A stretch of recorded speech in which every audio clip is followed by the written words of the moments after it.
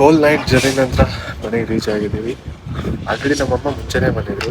ಮುಂಚೆ ಬಂದು ಏನು ಮಾಡ್ಬೇಕು ಹೇಳ್ತೆ, ಇಲ್ಲಿದ್ದ ಬಿಲ್ಡಿಂಗ್ನಲ್ಲಿ ಎಷ್ಟು ಫ್ಲೋರ್ ಇದೆ ಅಂತ ಲೆಕ್ಕ ಮಾಡ್ತಿದ್ರಂತೆ. Bengaluru diaries day 1. ಸುಮಾರು ಸಮಯದ ನಂತರ ನನ್ನ ಫ್ಯಾಮಿಲಿ ಜೊತೆಗೆ ಬೆಂಗಳೂರಿಗೆ ಬಂದಿದ್ದೆ. ಬಂದಿದ್ದ ದಿನನೇ ಎಲ್ರಿಗೂ ಕರ್ಕೊಂಡು ಹೋಗ್ಬೇಕಾಗಿದ್ದು ಸಿಂಗಸಂದ್ರದಿಂದ RR ನಗರಕ್ಕೆ.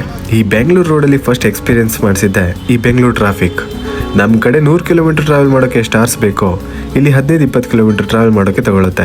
ಫಸ್ಟ್ ಟೈಮ್ ಬೆಂಗಳೂರಿಗೆ ಬಂದವರಿಗೆ ಈ ಟ್ರಾಫಿಕ್ ಸ್ವಲ್ಪ ಇರಿಟೇಟ್ ಅನಿಸ್ಬೋದು, ಆದರೆ ಇಲ್ಲಿದ್ದವರಿಗೆ ಈ ಟ್ರಾಫಿಕ್ ಅವರ ಕನಸುಗಳಿಗೆ ಒಂದು ಹೋರಾಟವಾಗಿರುತ್ತೆ. ಬೆಂಗಳೂರಲ್ಲಿ ಪ್ರೆಸ್ಟೀಜ್ನವರ ಸುಮಾರು ಅಪಾರ್ಟ್ಮೆಂಟ್ಸ್ಗಳಿದೆ.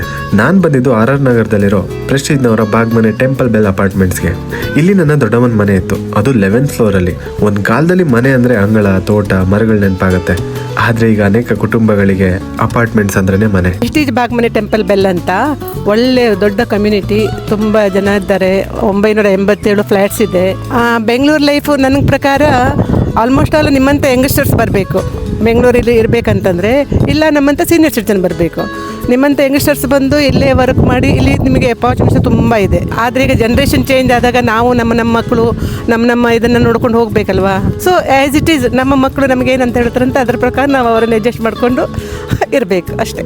ಮಕ್ಕಳ ನಗು, ಸಂಜೆ walk, swimming pool, garden, club house, gym, ಲೈಫ್ಗೆ ಬೇಕಾದ ಎಲ್ಲ ಸೌಲಭ್ಯಗಳು ಈ ಒಂದೇ ಜಾಗದಲ್ಲಿ ಸಿಗುತ್ತೆ. ಮುಖ್ಯವಾಗಿ ಕೆಲಸ ಮುಗಿಸಿ ಮನೆಗೆ ಬಂದಾಗ ಕುಟುಂಬದ ಜೊತೆ ನೆಮ್ಮದಿಯಾಗಿ ಸಮಯ ಕಳೆಯಲು ಒಂದು ಸೇಫ್ ವಾತಾವರಣ ಈ ಪ್ಲೇಸ್. ಇಲ್ಲಿ ಮಕ್ಕಳು ತಮ್ಮದೇ ಆದ ಸ್ನೇಹಿತರ ಜೊತೆ ಬೆಳೀತಾರೆ.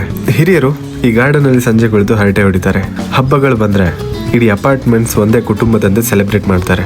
ಪ್ರಕೃತಿಯ ಮಧ್ಯೆ ಇರುವ ಹಳ್ಳಿಯ ಜೀವನಕ್ಕೆ ಇದನ್ನ ಹೋಲಿಸೋಕ್ಕಾಗಲ್ಲ. ಆದ್ರೆ ನಗರದ ವೇಗದ ಬದುಕಿನಲ್ಲಿ ಕುಟುಂಬದ ಸುರಕ್ಷತೆ, ಅನುಕೂಲತೆ ಮತ್ತು ಒಟ್ಟಿಗೆ ಕಳೆಯುವ ಕ್ಷಣಗಳನ್ನ ಈ ಜೀವನ ಕೊಡುತ್ತೆ.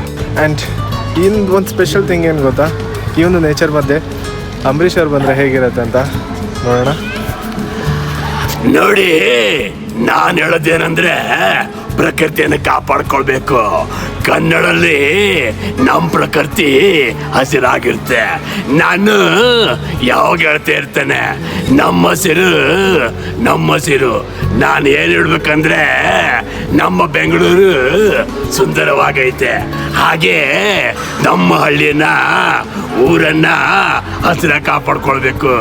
ಬರ್ಲಾ ಆಡಿಸ್ತಾನವನು.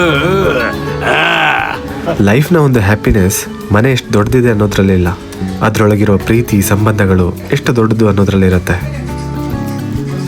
ಈ RR ನಗರ ಕಡೆಗೆ ಬಂದರೆ ಮಿಸ್ ಮಾಡ್ದಂಗೆ ವಿಸಿಟ್ ಮಾಡೋದೆ ಇಲ್ಲಿರುವ ರಾಜರಾಜೇಶ್ವರಿ ದೇವಿಯ ದೇವಸ್ಥಾನಕ್ಕೆ. ದೇವಿಯ ದರ್ಶನ ಮಾಡ್ಕೊಂಡು ನೆಕ್ಸ್ಟ್ ನಾವು ಹೊರಟಿದ್ದೆ ಇನ್ನೊಂದು ಲೊಕೇಶನ್ಗೆ. ಆ ಜರ್ನಿ ನೆಕ್ಸ್ಟ್ ವ್ಲಾಗಲ್ಲಿ ಬರುತ್ತೆ. ಸೊ ಅಲ್ಲಿ ತನಕ ಈ ಚಾನಲ್ನ ಸಬ್ಸ್ಕ್ರೈಬ್ ಮಾಡಿ ಇಟ್ಕೊಳ್ಳಿ, ಈ ಪೇಜ್ನ ಫಾಲೋ ಮಾಡಿ ಅಂತ ಹೇಳ್ತಾ ಸಿಗೋಣ ನೆಕ್ಸ್ಟ್ ಇನ್ನೊಂದು ಶಾರ್ಟ್ ವ್ಲಾಗಲ್ಲಿ.